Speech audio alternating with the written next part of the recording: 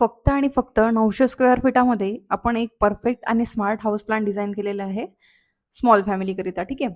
तर जसं बघा, याचं हॉरिझॉन्टल मेजरमेंट तुम्हाला दिसत असेल 30 फुटाचं आणि व्हर्टिकल मेजरमेंट हे पण आहे 30 फुटाचं. टोटल प्लॉट एरिया किती झाला? 900 स्क्वेअर फीट.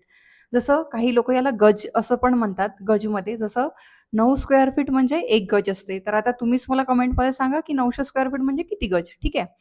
आता या प्लॉटमध्ये आपण काय केलेलं आहे, जसं हे ईस्ट फेसिंगचा हा प्लॉट आहे, म्हणजे पूर्वमुखी. इथे रोड बघा तुम्ही, पूर्वमुखीला रोड दिलेला आहे. हा 30 फुटाचा रोड वाईड आहे. त्यानंतर आपण बघूया, की आजूबाजूला आपण किती स्पेस सोडलेली आहे फॉर व्हेंटिलेशन पर्पज. दरवाजे आणि खिडक्या देण्यासाठी आणि तिथे आतमध्ये हवा येण्यासाठी. तर हा आहे आपला साइड मार्जिनचा प्लॅन. त्या साइड मार्जिनमध्ये बघा तुम्ही, बॅक साइडनी तुम्हाला दिसेल 2 फुटाची जागा सोडलेली आहे. तुम्हाला हे जे ऑरेंज कलरच्या याच्यामध्ये दिसत आहे, तो आपला आहे बिल्ट एरिया. तिथे आपण रूमची मार्किंग केलेली आहे. त्यानंतर इथे बघा तुम्हाला फ्रंट साइडनी 4.5 फुटाची ही जागा सुटलेली दिसत आहे. इथे छान असं पार्किंगसाठी स्पेस सोडलेली आहे आपण. इथे एंट्रीसाठी एक पाथवे क्रिएट केलेला आहे, जो की दिसायला खूपच सुंदर दिसतो. इकडल्या साइडनी आपण एक 3 फुटाची पुन्हा जागा सोडलेली आहे आणि हा पण एक कन्स्ट्रक्टेड एरिया आहे. आता आपण बघूया फ्लोअर प्लॅन, की तो कसा डिझाइन केलेला आहे आपण.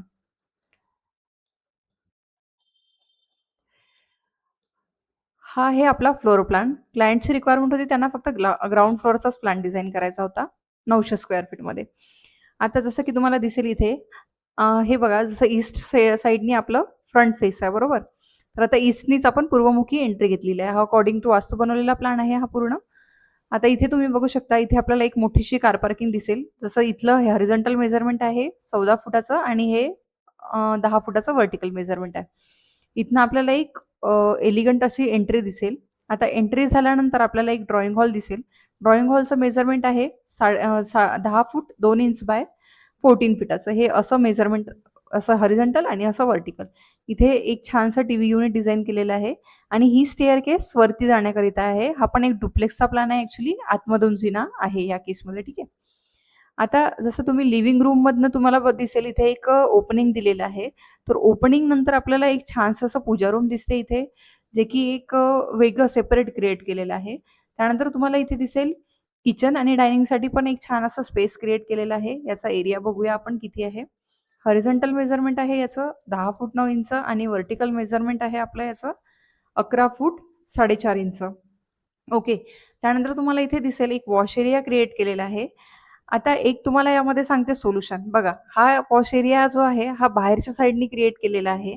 तर जसं कामवाली बाई वगैरे जर तुमच्याकडे असेल, तर ती अ, आतमधल्या साइडनी पण ऑपरेट करू शकते आणि जर सपोज तुम्ही लोकं कुठे बाहेर वगैरे गेले, तर त्या केसमध्ये ती बाई बाहेरच्या बाहेरून इथे आपले कामं आटपून, म्हणजे तसं पण एक सोल्युशन त्याचं निघते, की तुम्हाला मग आतमध्ये काही तिचं इंटरफिअर नसते, असं. आता तुम्ही यानंतर इथे बघू शकता, की इथे एक छानसं असं बघा, बेसिन काउंटर पण छान असं बनवलेलं आहे इथे. इथे एक बेडरूम दिलेला आहे. बेडरूमचं पण मेजरमेंट तुम्ही बघू शकता 10 फूट 9 इंच आणि 11 फूट 1 इंच वगैरे, ठीक आहे. त्यानंतर याला एक अटॅच टॉयलेट दिलेला आहे आणि व्हेंटिलेशन बघा, प्रत्येक रूमला व्हेंटिलेशन आणि प्रॉपर व्हेंटिलेशन आहे.